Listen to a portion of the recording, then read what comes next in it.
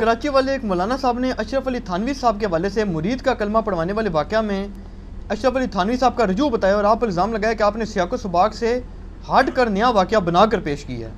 جی اگر اشرف علی تھانوی صاحب نے رجوع کیا ہے نا، جو اللہ کے فضل سے کوئی نہیں ہوا کہیں بھی نہیں لکھا ہوا، اس کے باوجود اگر کہیں ہے ہمیں دکھائیں، ہم ایک دن نہیں لگائیں گے، ہم اپنا رجوع ریکارڈ کروا دیں گے. یہ میں نے وہ کراچی کے مولانا صاحب کا وہ کلپ سنا ہے. وہ کراچی کا مولانا اپنی پبلک کو ابھار رہا ہے کہ جی اس کے اوپر مقدمہ کروا دو، اس نے اتنے بڑے عالم دین کے اوپر بہتان لگایا ہے اور یہ کر دیا ہے اور میرا جواب ہی نہیں دے رہا، یہ نہیں کر رہا. یار اللہ کے بندو، یہ اشرف علی تھانوی صاحب کا جو کلمہ پڑھانے والا واقعہ ہے، کیا یہ میں نے سب سے پہلے ہائی لائٹ کیا؟ وہ پاکستان میں کروڑوں بریلوی اس واقعے کو جانتے ہیں.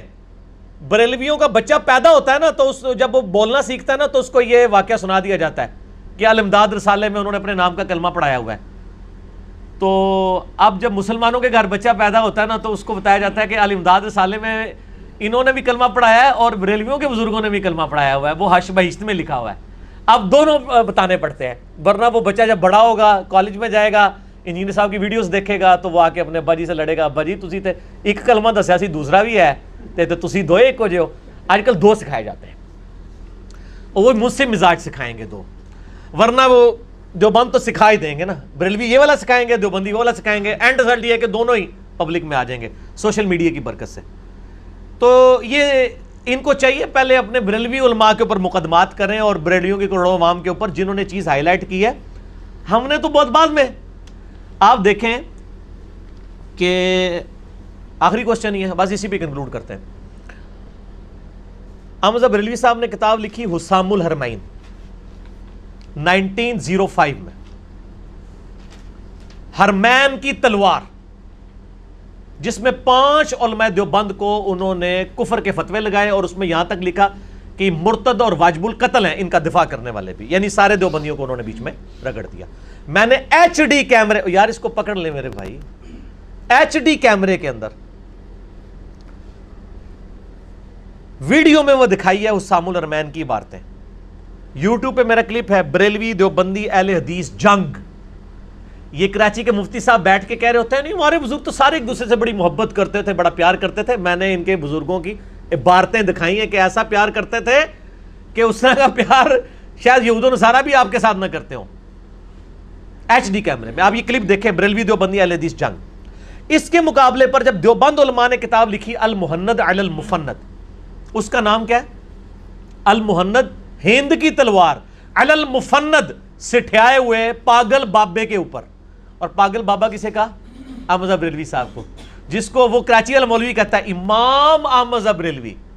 آپ کے اماموں نے اسے سٹھیایا ہوا بابا کہا ہے. کتاب کا نام ہے المحند علی المفند، جو آپ کی بنیادی کتاب ہے عقیدوں کی، جس کا میں نے نام رکھا ہے المفند علی المفند. ایک سٹھیایا بابا دوسرے سٹھیائے بابے کے اوپر، ٹھیک ہے، کیونکہ اس نے پھر کفری عبارتوں کا دفاع کیا ہے. حسام الحرمین میں حمزہ بریلوی صاحب نے جو چیز ہائی لائٹ کی تھی نا عبارتوں کی حد تک، وہ ٹھیک ہے، عبارتوں کو کفریہ کہ باقی توبہ پیش کریں. انہوں نے دفاع کیا اور اس کتاب کا نام رکھا ہند کی تلوار سٹھیائے ہوئے بابے کے، اور اس کے اوپر انہوں نے لکھا کہ احمد بریلوی اور ان کی پوری جماعت ایک شیطانی لشکر ہے جو ہم پہ حملہ آور ہو گیا. تو یہ علماء ایک دوسرے کی عزت کرتے تھے اور میں نے ایچ ڈی کیمرے میں دکھایا. آج میں بار بار نہیں دکھاتا، پھر یہ بیچارے ناراض ہوتے ہیں. وہ آپ کلپ وہی دیکھ لیں، بریلوی دیوبندی اہل حدیث جنگ. جنگ وہ نام میں نے جنگ رکھا ہے، جنگ تو ہے تھی ان کی، ابھی بھی ہے، اسی لیے تو چندہ بکس اور مسجد لاد ہے. تو اور اسی میں انہوں نے محمد بن عبد الوہاب صاحب کو خوارج کی جماعت لکھا ہے اہل حدیثوں کو. آج اہل حدیثوں سے چندے لے رہے ہیں سعودیہ جا کے. سعودیہ والے ان کو مجدد مانتے ہیں محمد بن عبد الوہاب صاحب کو، اور انہوں نے اس میں لکھا ہے خوارج کی جماعت، نجدی والی معاملہ فٹ کیا ان کے اوپر. آج کٹھے ہوئے میں المحند میں نے تو نہیں چھاپی، انہوں نے خود چھاپی. تو کراچی والے مفتی صاحب کو بتائیں کہ یہ باتیں آپ نے نہیں بتائی تھی، ہم نے آپ کی پبلک کو بتائی ہیں. اب آپ یہ جو لوگوں کو ابھار رہے ہیں نا کہ جی یہ ہمارے بزرگوں کے پر الزام لگاتا ہے، میں آپ کو پرسنلی بتاؤں، میں اشرف علی تھانوی صاحب کا باقی علماء دیوبند کی نسبت بہت احترام کرتا ہوں، ان کی پازیٹیو چیزوں کا، اور میں نے اپنی ویڈیوز میں کئی دفعہ کوٹ کیا ہے. پہلی ایک جو میری سب سے بڑی کمزوری ہے، کہ اشرف تھانوی صاحب حسینی منہج کے تھے، یزید کو انتہائی برا سمجھتے تھے، حسین علیہ السلام کے مخالفین پر لعنت کرتے تھے، باقاعدہ واقعہ کربلا کے اوپر بھی انہوں نے پورے فتوے لکھے، حضرت حسین کے پورے سپورٹر تھے وہ. یہ ان میں ایک پازیٹیو چیز تھی. اہل بیت کی محبت تو ہماری ویسے ہی کمزوری ہے. دوسری پازیٹیو چیز فرقہ واریت جس طرح ان کے فالوورز میں ہے نا، اس لیول کی فرقہ واریت ان میں نہیں تھی. اس وقت شیعہ کے سب سے بڑے مخالف کون ہیں؟ دیوبند. اور دیوبند کے امام کون ہیں؟ اشرف علی تھانوی. تو اشرف تھانوی صاحب تو اس لیول کے مخالف نہیں تھے. طارق جمیل صاحب نے تھوڑے سافٹ کارنر شیعہ کے لیے رکھا. اتنی موٹی کتاب طارق جمیل صاحب کے خلاف علماء دیوبند نے لکھی ہے، سرفراز خان صفدر صاحب کے پلیٹ فارم سے چھپی ہے، جس میں ان پہ پتہ نہیں کتنے فتوے لگائے ہیں انہوں نے. طارق جمیل صاحب تو امام بارگاہوں میں جب جا کے بیان کر دیتے ہیں، اتنے پازیٹیو آدمی ہیں، میں اس لیے ان سے محبت کرتا ہوں. دوسرا وہ اہل بیت کے دفاع پہ کھڑے ہیں، حضرت حسین کی محبت انہوں نے عام کی ہے، کربلا پہ بات کرتے ہیں. تو اشرف تھانوی صاحب کے بارے میں ان کے اپنے شاگردوں نے نقل کیا ان کے ملفوظات کے حوالے سے، ان کے ساتھ جو یعنی ان کی تعارف پہ کتابیں لکھی گئی ہیں. اس میں وہ لکھتے ہیں کہ احمد بریلوی صاحب جو اشرف تھانوی صاحب تھے وہ ایک گاؤں میں گئے. اس گاؤں میں یا تو ہندو تھے اور یا شیعہ تھے، یا ہندو یا شیعہ، سنی کوئی نہیں تھا. تو اشرف تھانوی صاحب نے شیعہ سے پوچھا کہ یار تم میں اور ہندوؤں میں کیا فرق ہے؟ انہوں نے کہا کہ یہ محرم کا جلوس نہیں نکالتے، یہ جناب وہ پنجے نہیں اٹھاتے، تازیانے نہیں اٹھاتے، اور ہم محرم کا جلوس نکالتے ہیں. تو اشرف تھانوی صاحب نے فرمایا کہ یہ جو تم محرم کا جلوس اور یہ تازیانے جو نکال رہے ہو نا، یہ کبھی نہیں چھوڑنے، یہ نکالتے رہنا. کیوں؟ تاکہ ہندو اور مسلمانوں کا یہ فرق تو قائم رہے نا، بالکل ہی نہ اس طرف چلے جائے. اتنی پازیٹیو اپروچ ہو جس بندے کی کہ وہ کہے کہ چلو یار اس وقت تو ہم براڈر سینس میں دیکھیں کہ ایک طرف ہندو ہیں ایک طرف مسلمان ہیں، چاہے وہ شیعہ ہیں، وہ سنی ہو کے بھی شیعہ کے لیے اتنا نرم گوشہ رکھ رہے ہیں.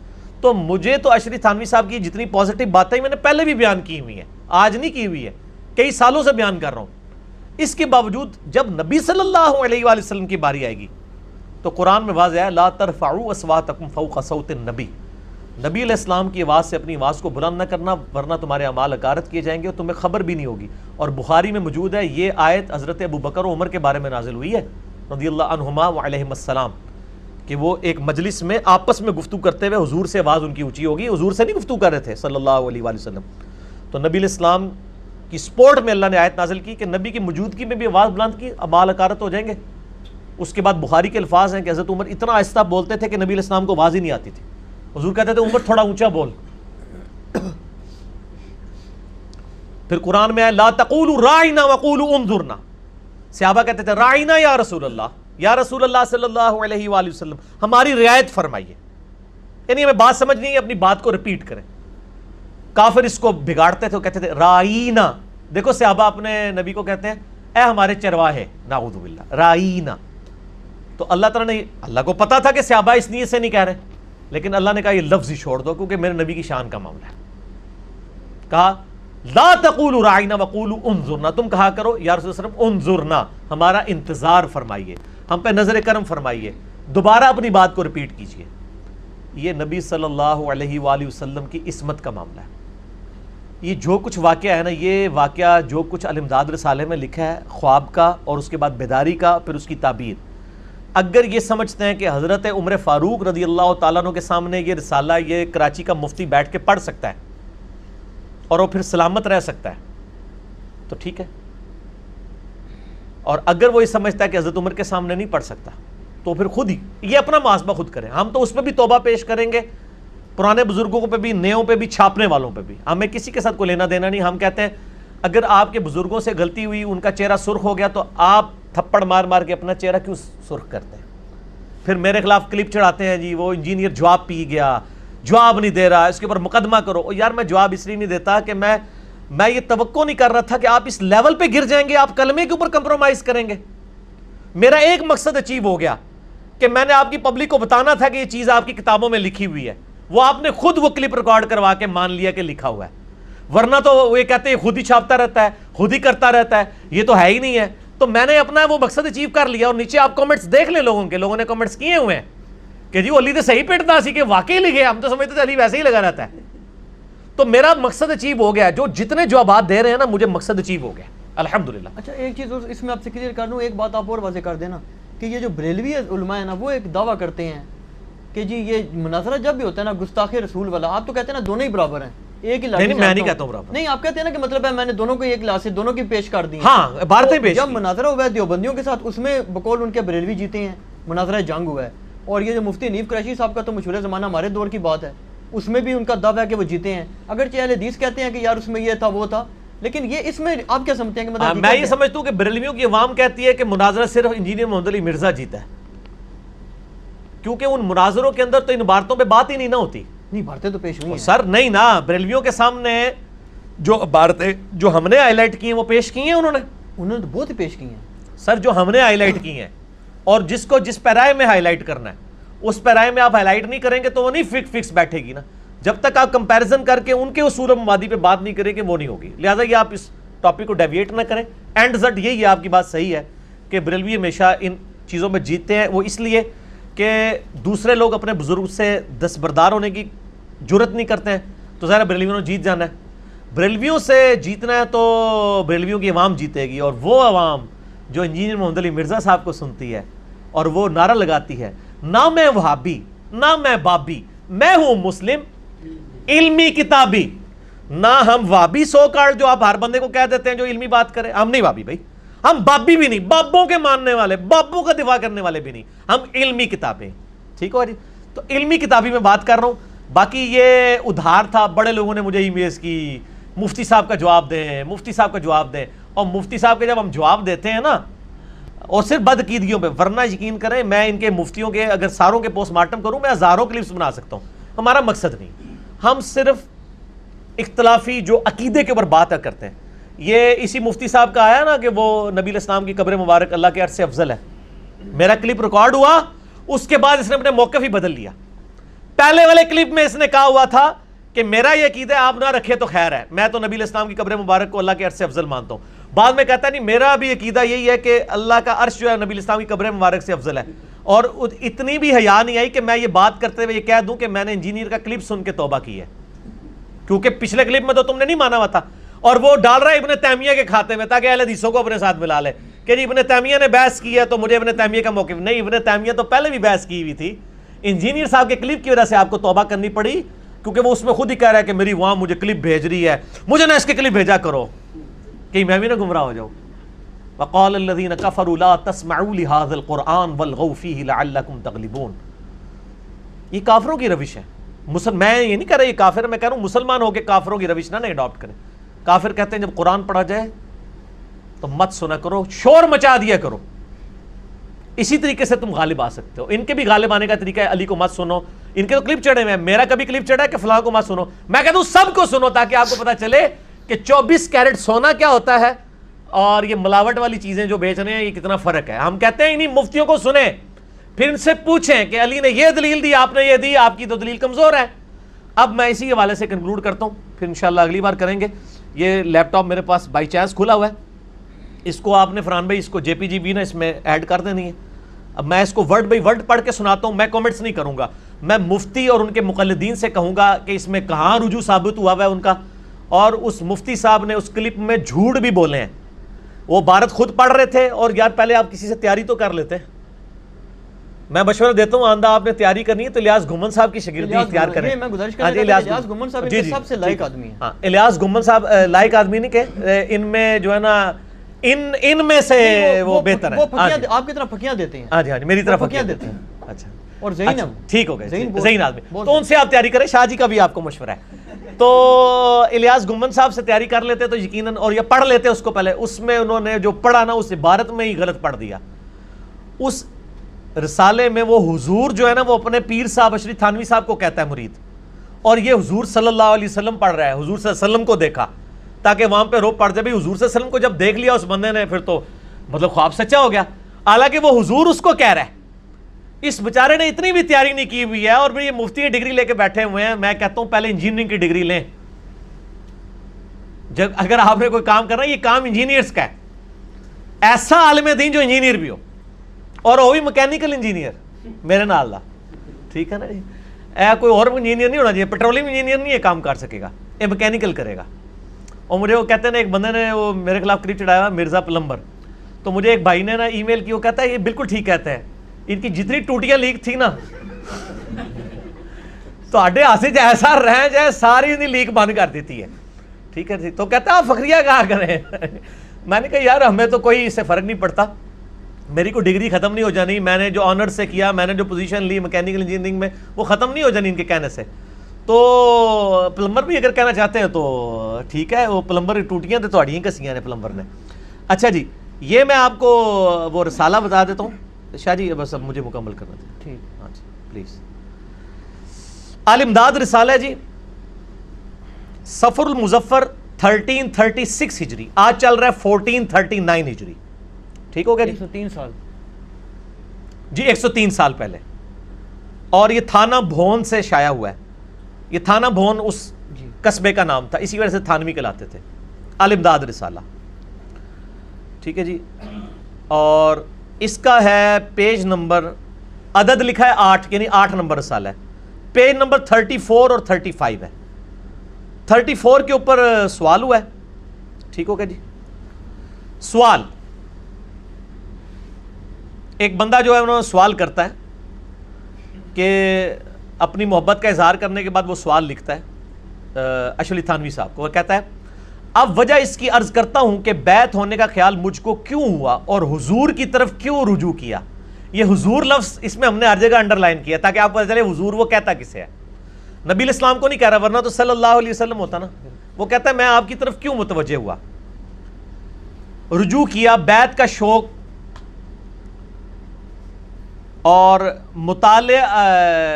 مطالعہ صرف مطالعہ کتب تصوف سے اور حضور کی جانب رجوع اس لیے کہ ہمارے نانا مولانا مولوی محمد صاحب مرحوم، مولانا مولوی عبداللہ صاحب مرحوم اور مولانا مولوی عبدالعزیز صاحب مرحوم لدھیانہ والوں سے حضور کے اعتقادات ملتے جلتے تھے. وہ کہتے ہیں چونکہ ہمارے بزرگوں سے آپ کے ملتے ہیں اس لیے میں نے آپ کو اپنا بزرگ مان لیا ہے.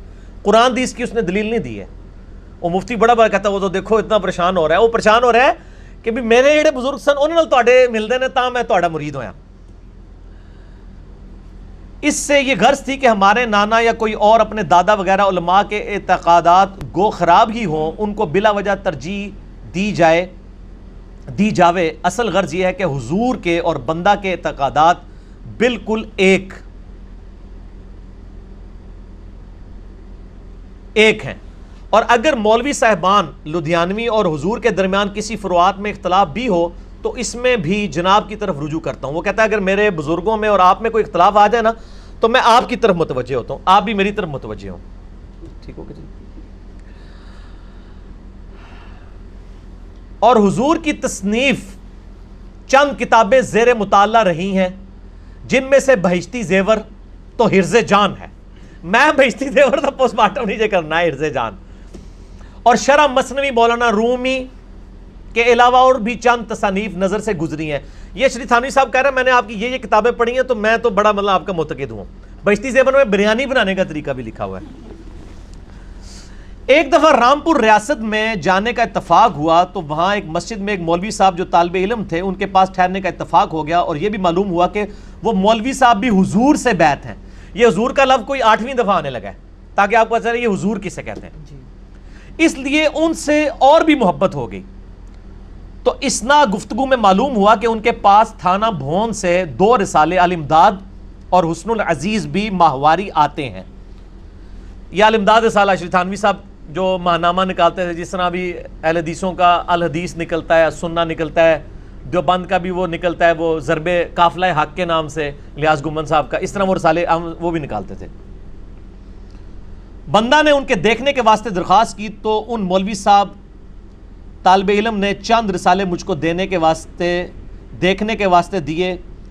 اور الحمدللہ جو لطف ان سے اٹھایا بیان سے باہر ہے.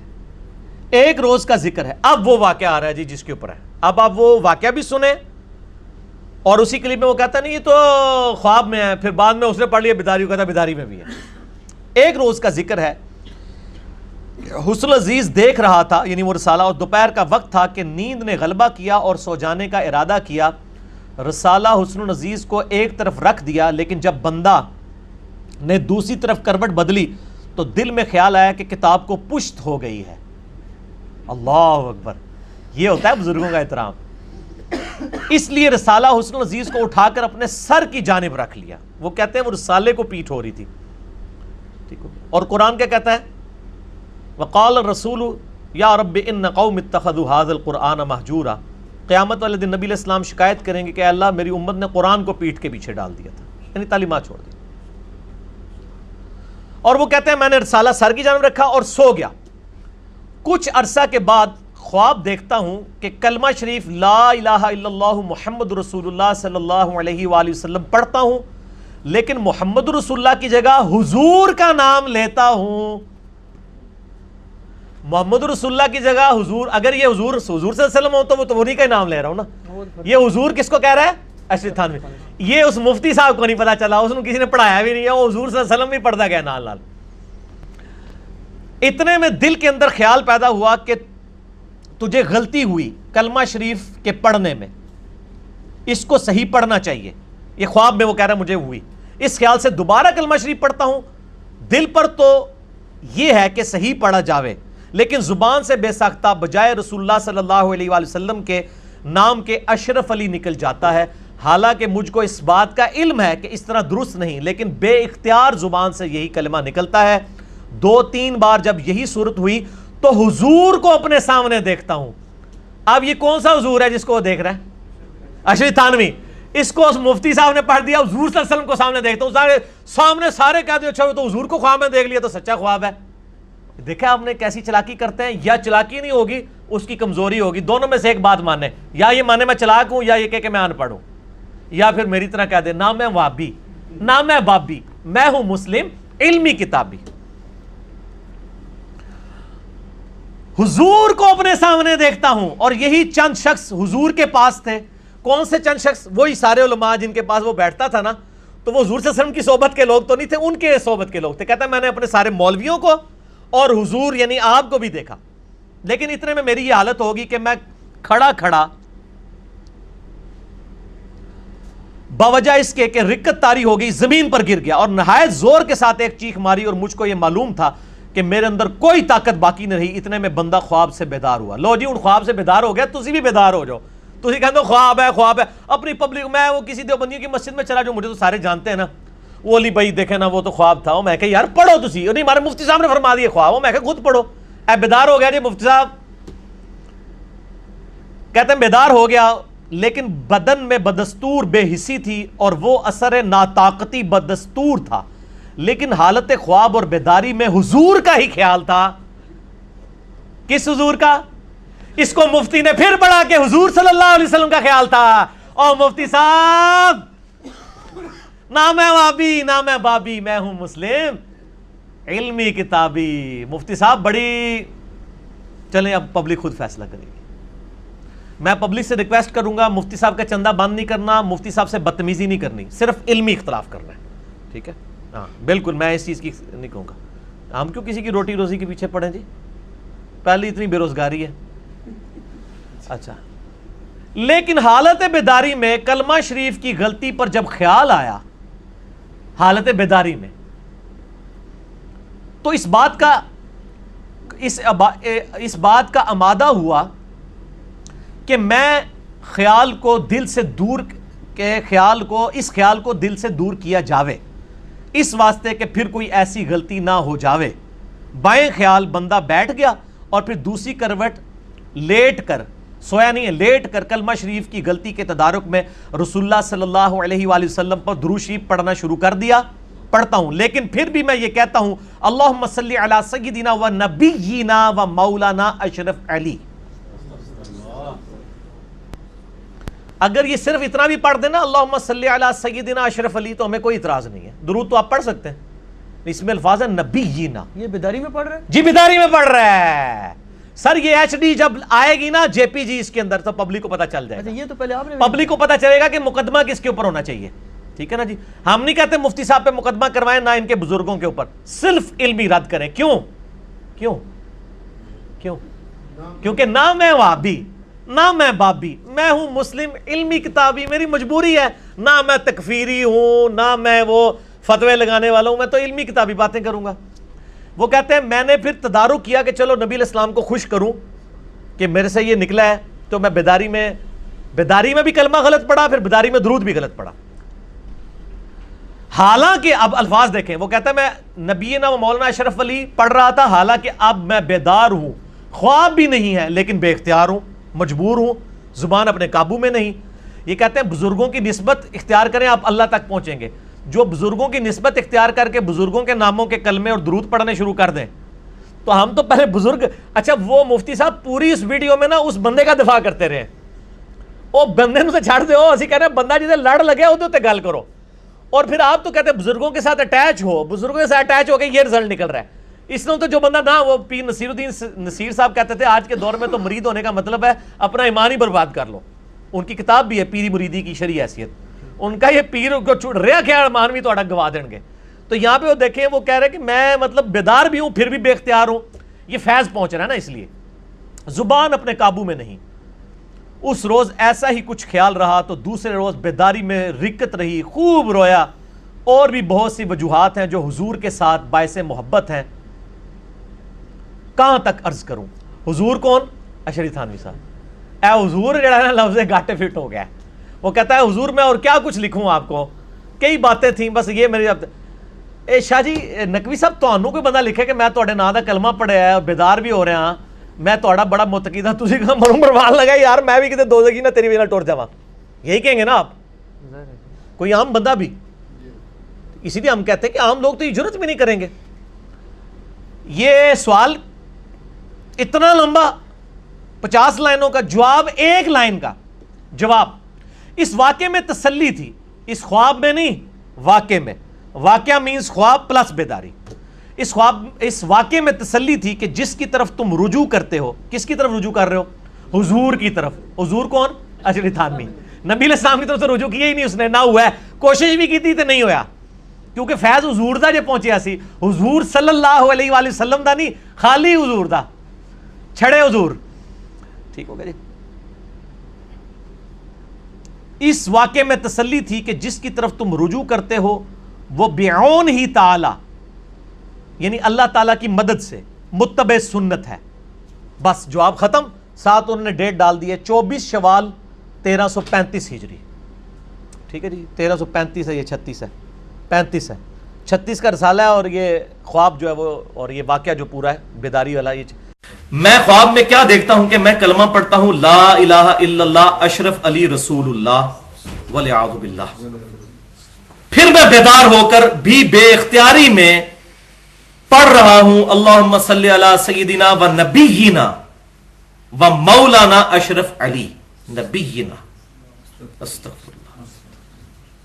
پھر اس نے جب یہ واقعہ وہاں بھیجا اور کہا کہ حضرت میں بڑا پریشان ہوں, خواب میں بھی پڑھ رہا ہوں بیداری میں بھی, کیونکہ ان کے مولوی کہتے ہیں تو خواب ہے جی, خواب میں تو اختیاری کوئی نہیں ہوتا, اس میں الفاظ ہے بیداری میں بھی پڑھ رہا ہوں.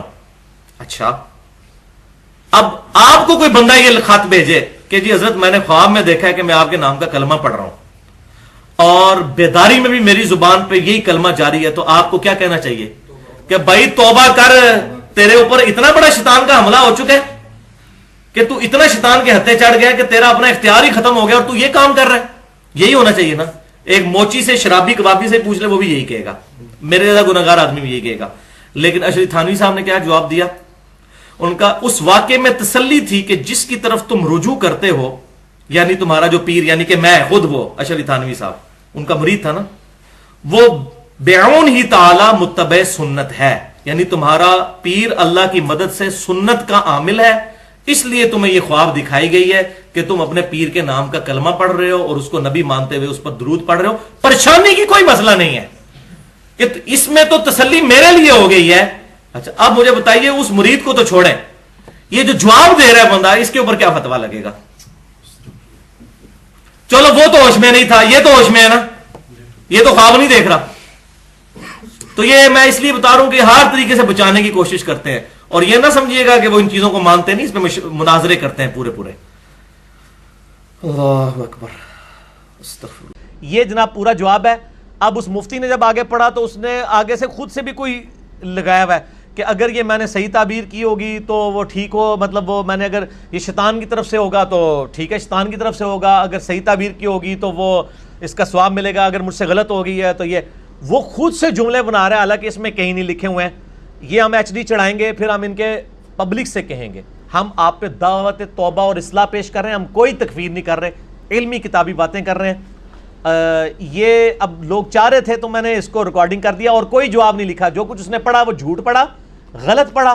اور میں آپ کو ایک بات بتا دوں شاہ جی، میں نے اس کے اوپر کئی مہینے صبر کیا ہے. میں نے ان کے لوگوں کو ای میلز کیے ہیں کہ تمہارا مفتی جو کچھ پڑھ رہا ہے اس کو کہو کہ وہ اپنی صحیح ریکارڈنگ کرائے یا مجھے حوالہ دے، ادروائز پھر میں جواب دوں گا تو پھر وہ شکوہ نہ کرے، کیونکہ ہماری تو کوشش، ورنہ تو یہ تو فوراً کلپ چڑھا دیتے ہیں نا. ہم صبر کرتے ہیں، ٹھیک ہے. میں نے پورا صبر کیا، حوالے لکھے، کوئی جواب نہیں آیا. جواب یہ آتا ہے مفتی صاحب فلاں جگہ گئے ہیں، پوچھیں گے کریں گے. ان کو یہ پتہ چل گیا تھا کہ مفتی صاحب سے مس ہینڈل ہوا ہے مسئلہ. اب بھی ہم ان پہ دعوت توبہ اور اصلاح پیش کرتے ہیں، اور اینڈ پہ ان سے کہتے ہیں کہ آپ کتاب و سنت کے منہج پہ آئیں. اور ایک بار کہہ دو، نہ میں وہابی، نہ میں بابی، میں ہوں مسلم علمی کتابی. اللہ تعالیٰ سے دعا ہے جو حق بات میں نے کہی اللہ تعالیٰ ہمارے دلوں میں راسخ فرمائے. اگر جذبات میں میرے منہ سے کوئی غلط بات نکل گئی تو اللہ تعالیٰ ہمارے دلوں سے محو کر دے. ہمیں کتاب و سنت کی تعلیمات پر عمل کر کے دوسرے بھائیوں تک پہنچانے کی توفیق عطا فرمائے. سبحانک اللہم و بحمدک، اشہد ان لا الہ الا انت، استغفرک و اتوب الیک. ایک دفعہ درود شریف پڑھیں جی، چونکہ اب یہ دوسرے والا درود پڑھا تو صحیح والا بھی پڑھو.